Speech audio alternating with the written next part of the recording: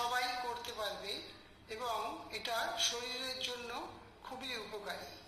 আর এই প্রণালী প্রসঙ্গে আরেকটা বলে রাখি, যখন এই প্রণালীটা করবেন তারপর আপনি যোগা বা এক্সারসাইজ করতে পারবেন। আগে প্রণালী করতে হবে, তারপর আপনাকে যোগা বা এক্সারসাইজ করতে হবে। যাই হোক, আমি কাজের কথায় আসি। এই প্রণালী করার ক্ষেত্রেও কিন্তু নিয়মটা সেই একই। এখানে অনেক নিয়ম শৃঙ্খলা রয়েছে, কিন্তু আমি কিছু বেসিক পয়েন্ট, এটা আমারই তৈরি করা প্রণালী, এই প্রণালীটা বেসিক পয়েন্টগুলো আমি আপনাদের সাথে শেয়ার করছি। এখানে কিন্তু সবসময় মনে রাখতে হবে যে যোগা করতে গেলে ডিসিপ্লিন কিন্তু মেনে করতে হবে, ঠিক আছে? যাই হোক, প্রথম যে কাজটা করতে হবে, 1 নম্বরে আমি রাখছি যে আপনাকে খুব তাড়াতাড়ি ঘুম থেকে উঠতে হবে।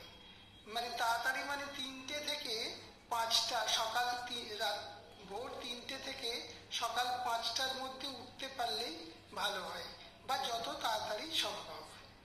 2 নম্বরে 1 বা 2 গ্লাস খালি পেটে জল খাবেন, অথবা যতটা পারবেন খালি পেটে জল খাবেন। 3 নম্বর, হালকা কিছু পোশাক পরবেন, যেমন টি শার্ট, জাঙ্গিয়া, হাফ প্যান্ট, ফুল প্যান্ট, এরকম হালকা ধরনের কিছু পোশাক পরবেন যাতে কমফোর্টেবলি আপনি করতে পারেন যোগা, ঠিক আছে?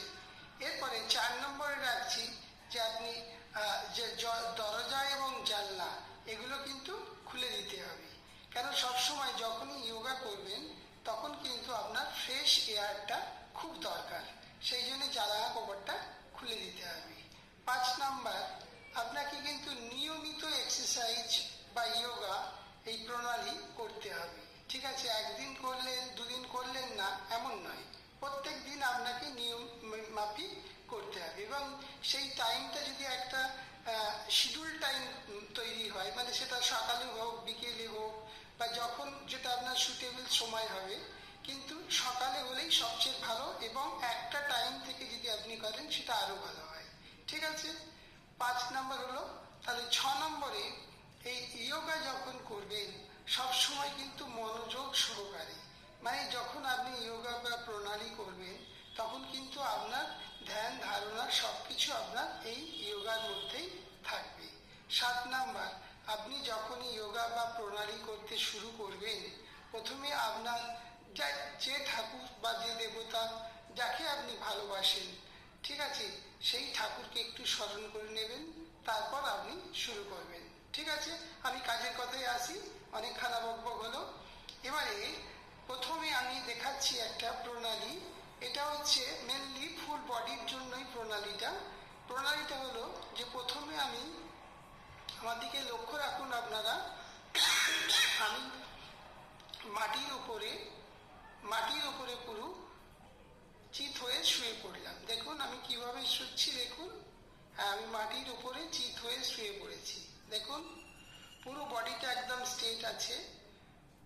এটা হচ্ছে শবাসন, পুরো বডিটা স্ট্রেট, যেন একটা মরদেহ পড়ে আছে, ঠিক আছে? একদম স্ট্রেট বডি রয়েছে, দেখুন আমি শবাসনের মধ্যে রয়েছি, লক্ষ্য রাখুন ফুল বডি স্ট্রেট আছে, শ্বাস প্রশ্বাস একদম নর্মাল আছে। এইবার কি করতে হবে, দুটো হাতকে ধীরে ধীরে ওপর দিকে তুলতে হবে মাথার সামনে। দেখুন কিভাবে আমি তুলছি, এই এক যখন বলবো তখন কিন্তু আপনাকে, যখন আপনি হাতটাকে ধীরে ধীরে ওপর দিকে তুলছেন, তখন কিন্তু পুরো নিঃশ্বাসটা একদম পেট ভরে নিঃশ্বাস নিয়ে হাতটা উপর দিকে তুলছেন। দেখুন কিভাবে, পুরো নিঃশ্বাস আমার পেটের মধ্যে কিন্তু ধরা আছে, একদম ফুল নিঃশ্বাস।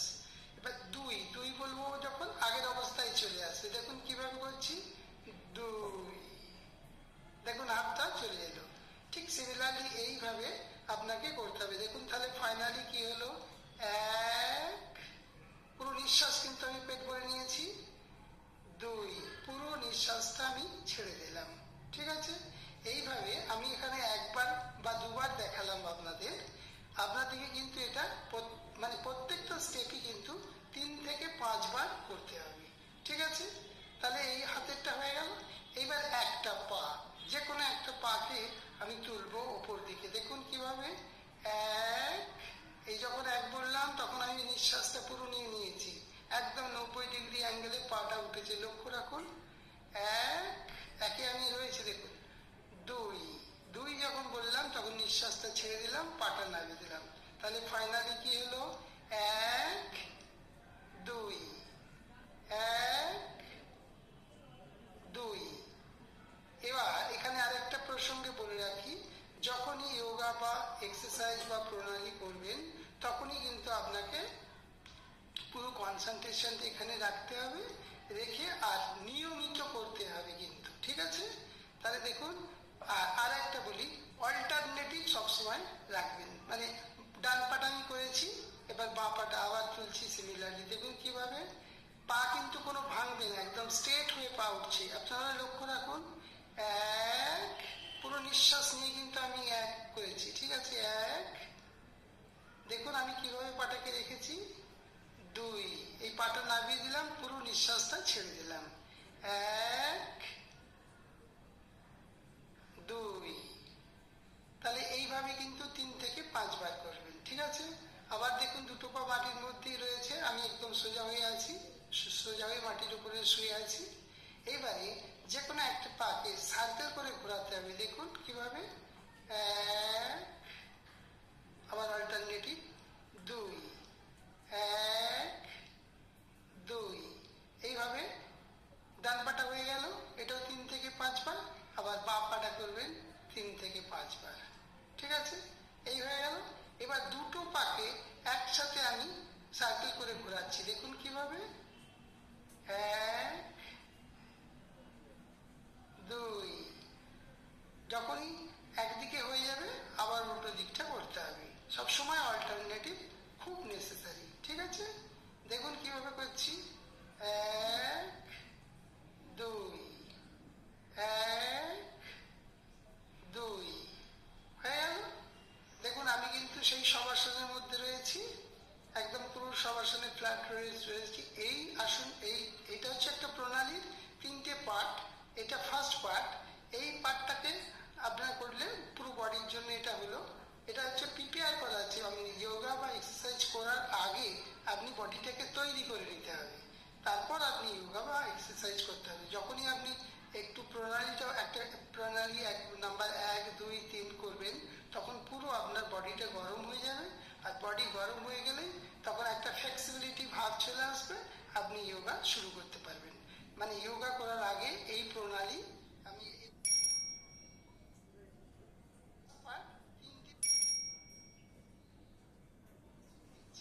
3টে পার্ট মিলিয়ে একটা প্রণালী হবে, ঠিক আছে? এই প্রণালীটা করতে হবে। এবার দেখুন আমি শবাসনে যেরকম শুয়েছিলাম, আগের অবস্থায় যেভাবে শুরু করেছিলাম ঠিক ওই অবস্থায় আমি রয়েছি, পুরো বডি একদম স্ট্রেট মাটির উপরে রয়েছি, আর শ্বাস প্রশ্বাস নর্মাল, ঠিক আছে? এই শবাসনের মধ্যে 3 থেকে 5 বার থাকতে, 3 থেকে 5 মিনিট আপনাকে থাকতে হবে, ঠিক আছে? এখন আমার 5 মিনিট হয়ে গেছে, এবার আমি আস্তে আস্তে উঠে পড়লাম, ঠিক আছে? প্রণালীর এটা হলো 1 নাম্বার পার্ট। আপনাদের জন্য আমি শেয়ার করছি এটা। যদি আপনাদের কেউ যদি করতে চান, কারো যদি ইচ্ছে থাকে, যোগা কিন্তু সবার ক্ষেত্রে মানে এই নয়। কেউ হয়তো মনে করছেন যে আমি করে নেবো, করে নেবো, না। আপনাকে করতে হলে অনেক কনসেন্ট্রেশন দিয়ে, অনেক ধৈর্য সহকারে আপনাকে করতে হবে, তবেই আপনি যোগা করতে পারবেন, ঠিক আছে? সো এটা হলো আজকের পার্ট 1। তাহলে আমি এখানে শেষ করলাম। আর প্রসঙ্গে একটা কথা বলে দিই, যে যদি আমার এই প্রণালী আপনাদের ভালো লাগে, আপনার বন্ধু বান্ধব, ফেসবুক, হোয়াটসঅ্যাপ, ইনস্টাগ্রাম, যে কোনো জায়গায় আপনি শেয়ার করতে পারেন। সবাই ভালো থাকবেন।